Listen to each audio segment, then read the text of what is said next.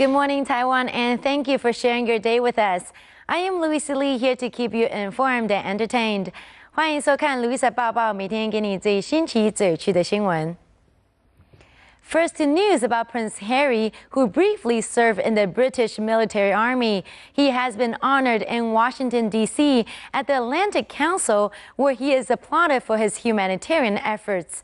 While he is accepting the award for supporting the injured soldiers, the prince praises the courage of combat troops from both nations, while calling on the government to provide the wounded veterans with what they need as they face another tough battle ahead, which is to rebuild their lives after fighting for their country.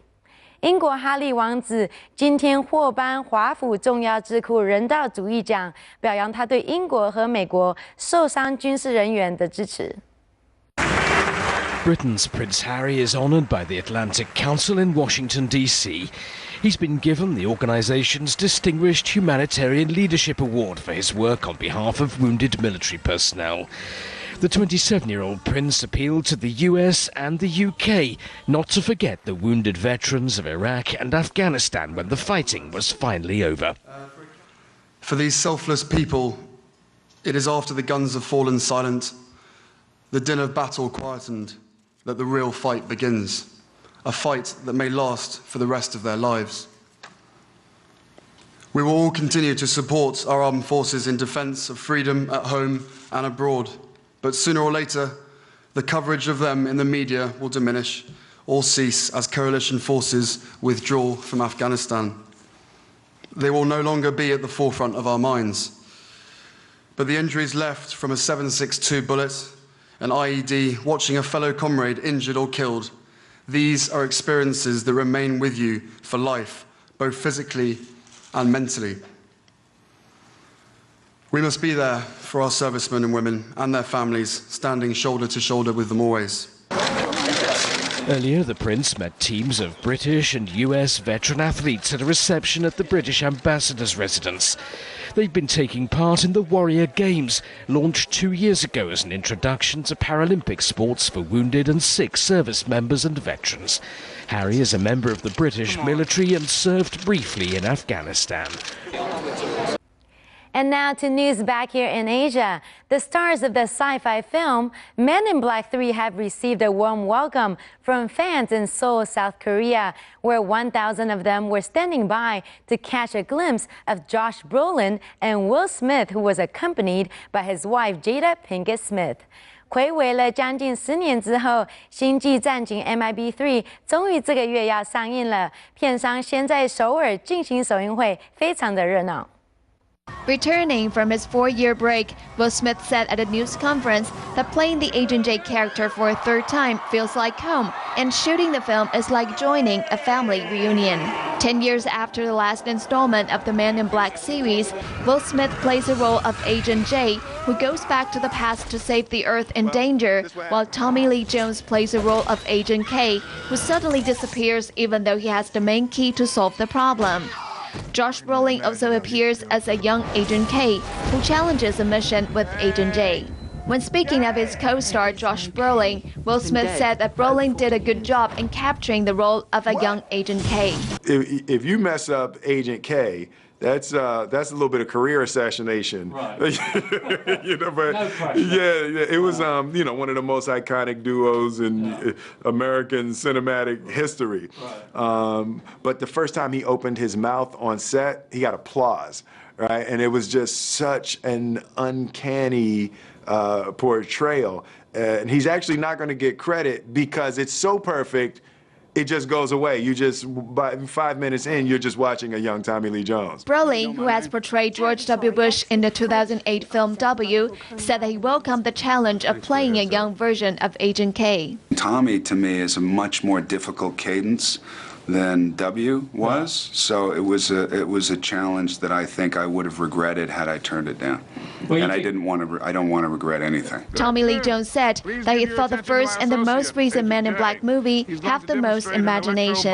Well, it's when it works, it's funny, and then it's scary, and it offers originality, which is a scarce commodity.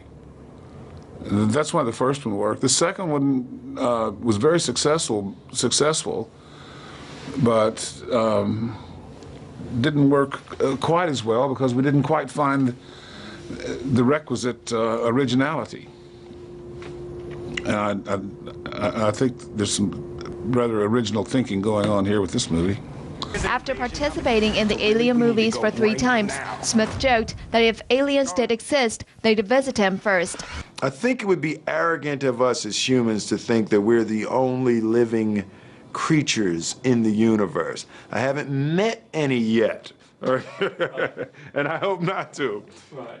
But, excuse me, if they show up, they're probably going to come to my house because all of the alien movies I make, they think I know something. The original Men in Black was released in 1997 and banked $589 million in global ticket sales. The 2002 sequel, also a blockbuster hit, raked in $441 million internationally. And the latest installment, Men in Black 3, will open in Taiwan May 23rd.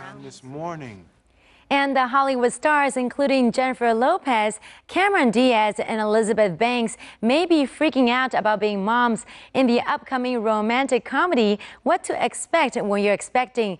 But how about when they're not in front of the camera? Are they mommy material? Well, let's hear what they have to say. 女星 Jennifer Lopez、Cameron Diaz 跟 Elizabeth Banks 最近合作新戏 What to Expect When You're Expecting， 在电影里饰演准妈咪，而在戏外，他们也跟大家一起分享他们对怀孕生子当妈妈的看法。Based on the non-fiction New York Times bestseller of the What to Expect When You Are Expecting follows the lives of 5 couples as they deal with the highs and lows of adjusting the next stage of life, which is parenthood. And when asked if the actresses are ready for children after playing in the baby-oriented films, the ladies say that they don't mind having kids or more kids.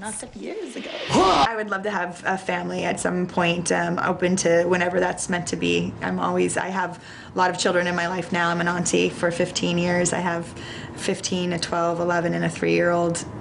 So I'm full. My kid card is full. You know, if it happens, it would be a blessing.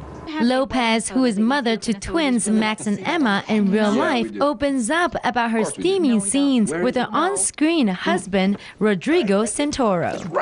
We had a really good time. Yeah. It was funny. We right away knew that the characters were used to having fun, going out, living their lives. They're both kind of free spirits, very affectionate, which made the director uncomfortable. He's English. That's true. He's English. And he was like, you guys, you don't have to kiss so much. We're like, okay.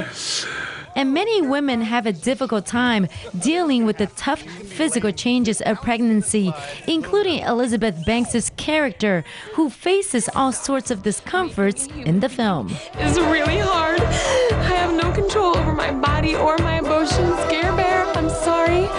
All I want to do is punch you in the face. Banks, who co-stars with Ben Falcone, is able to experience it firsthand with prosthetic breasts, which she describes as grotesquely huge. You can buy the boobs online, apparently. They were enormous. They're monstrous, and they kept sliding into my underarm, so I had to keep popping them back up. Yep. They were very heavy. A lot of fun. handling herself. A lot of Elizabeth playing did with myself all a day lot long. of handling. I was like, hey man, relax. Well, look, with that for a second. it wasn't gonna last forever, so get the goods while they're there, you know. What to Expect When You're Expecting hits theaters on May 18th in the U.S. And that's it for this edition. I am Louisa Lee, and we'll see you back here tomorrow. Meanwhile, stay with CTS for the latest weather update and for more top stories.